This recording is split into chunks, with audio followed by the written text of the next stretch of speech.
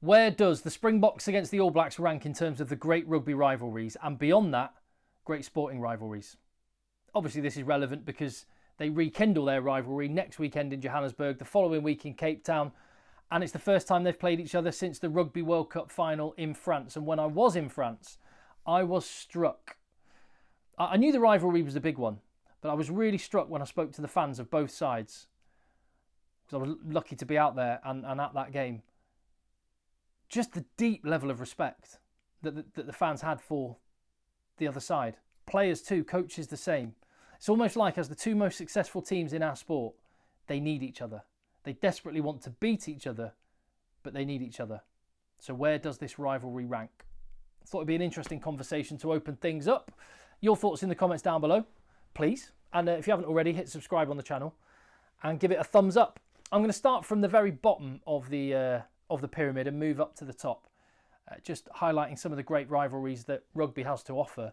And at amateur level, I covered it on the channel recently, the Pyle Derby between Pyle Gym and Pyle Boys High, watched by 25,000 people, because that's all the ground in the small town of Pyle can hold, and then watched by many, many more on television, and a huge occasion in the sporting calendar for a schools game. It's bonkers. If you haven't seen my video on that, by the way, go and watch that. It's in the feed.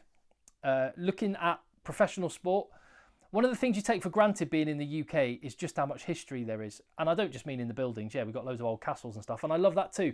But no, in sport, there is so much history, which means the river runs very deep when it comes to matches like Gloucester versus Bath.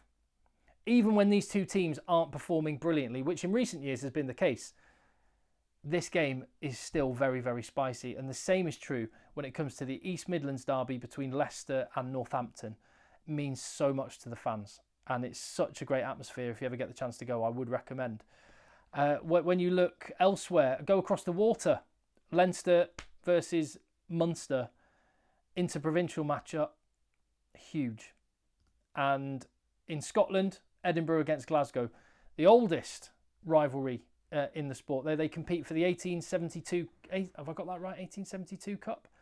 I've never seen an Edinburgh v Glasgow game, something I'm going to change when I'm going to go to the game just after Christmas at Murrayfield when they do their back-to-back double-header. Very much looking forward to that. Into the Southern Hemisphere, the Crusaders against the Blues. It was Canterbury against Auckland before that. A lot of history and rivalry in that one. And in South Africa, when South Africa were exiled from international sport for those years, the Currie Cup was everything, and it's how they kept the sport going. And the rivalry between the North and the South, Pretoria and Cape Town, was massive, and Bulls v Stormers still means a lot to the fans today.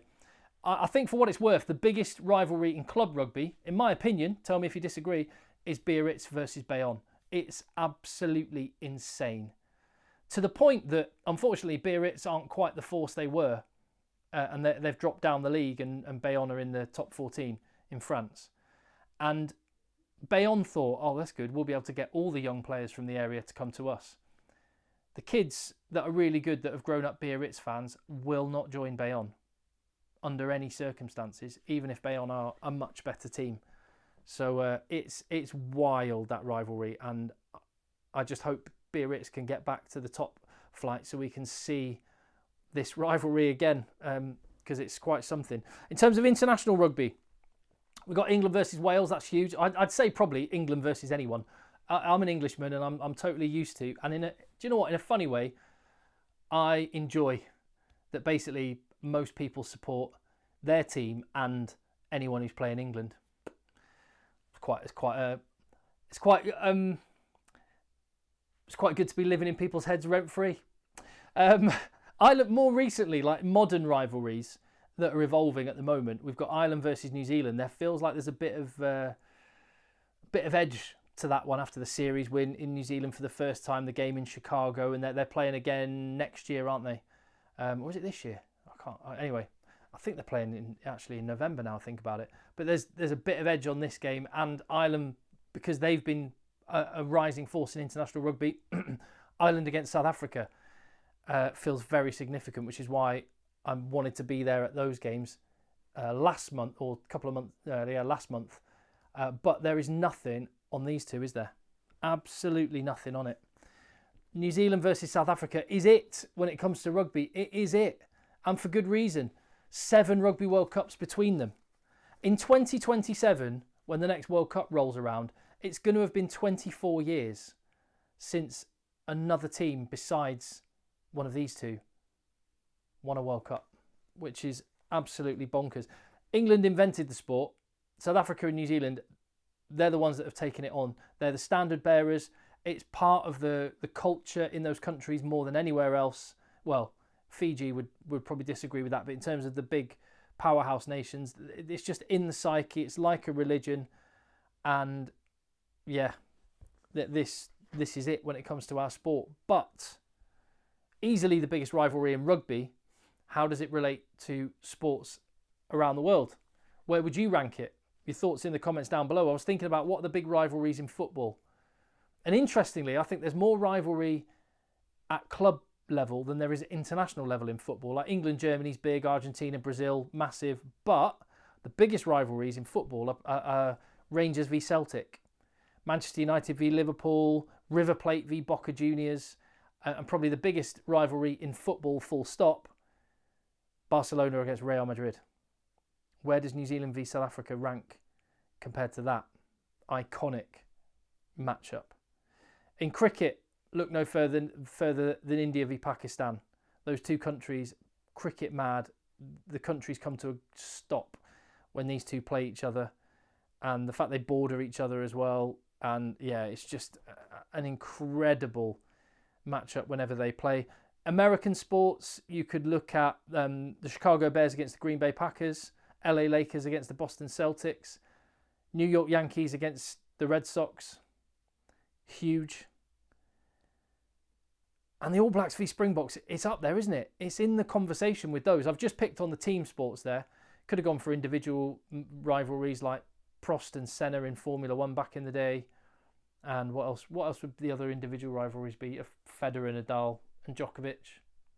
Arnold Palmer, Jack Nicklaus. There's loads. And this is in the conversation. I think this would be top 10 of rivalries in sport anywhere. Argument top 5. Potentially. What do you think? And I can't wait. That rivalry is going to be rekindled. And the stat that came out, there's a story the other day. The second test match between these two in week after next is going to be in Cape Town. Capacity there is 50,000. 240,000 people, if they were able to, would have bought tickets. Could have sold it nearly 5 times over, which is bonkers. Usually the year after a Rugby World Cup is a little bit, well, it just lacks a bit of energy, an edge.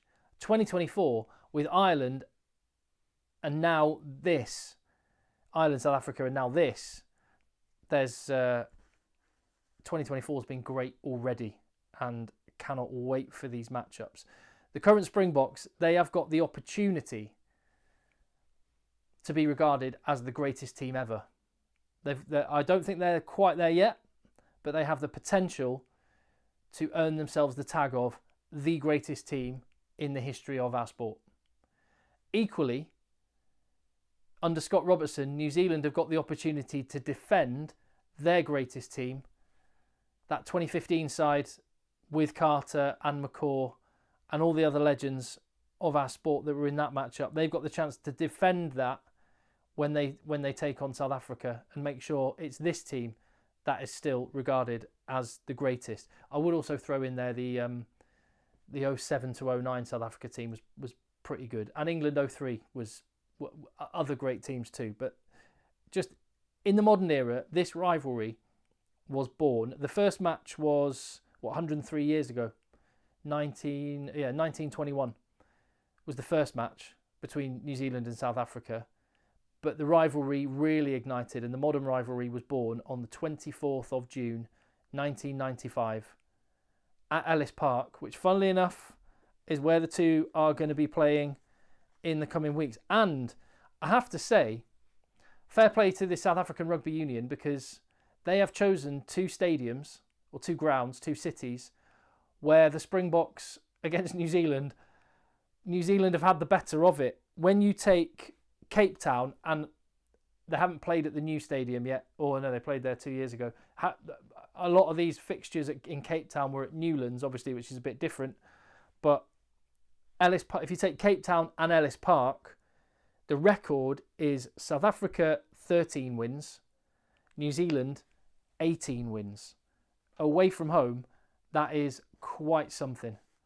So this, as a venue, is somewhere that New Zealand are going to feel fairly confident travelling to. Particularly, it's going to be really interesting. And one of the things I'm fascinated going there to see is how much it's changed from the historic support that the All Blacks have had in the last 40 years from some of the native population in South Africa, these so-called Cape Crusaders, who, as an act of kind of political defiance, supported New Zealand against South Africa. It's going to be really interesting to see what impact Rassie Erasmus with Siya Kolisi and co. and this evolving country. It's going to be really, really interesting to see how that has changed. Johannesburg as well. What was it? I think the last time that... I've written this down. The last time that South Africa won in Johannesburg is 2014. It's been 10 years. It's been 10 years since they beat New Zealand there. New Zealand won the last time they were there. And in Cape Town, it's even more. It's 2005 since South Africa last beat the All Blacks in Cape Town. And I think New Zealand have won the last two there. So, yeah, it's fine, recent form. And when you look at like the World Cup matchups as well, I think they've beaten each other 3 times apiece at Rugby World Cups. South Africa have obviously got the 2 wins in World Cup finals. But then again, you look at it from another point of view and you've got, yeah, fine, South Africa have got 4 Rugby World Cup wins to New Zealand's 3. But despite having been in a crisis, apparently, in recent years under Ian Foster, New Zealand have won the last 4 rugby championships. You have got the best tournament team at Rugby World Cups against, overall, the best team outside of Rugby World Cups. And they're on collision course for next week. And when you look at the matchups, they're everywhere. And I cannot wait. Yes, it's Rassie against Razor. 2 brilliant rugby minds. One fresh at the seat. One that's the Don that's done it there, been there and done it already. Can the young upstart upset the boss man? You've got Etzebeth against Ritalik. You've got potentially, with 2 new 10s having been used, DMAC against Sasha. You've got, could it be the last time we see Villy LaRue turn out and go opposite Bowden Barrett? It could be the last time the 2 of them are on a field together. And as I mentioned, that support in Cape Town, who are they going to be rooting for? I cannot wait for this. It's going to be huge. It feels very special. And if I'm really honest, I'm damn jealous of the rivalry. Yes, as I mentioned, everyone wants to beat England. That's very cool. But there is nothing quite like this one.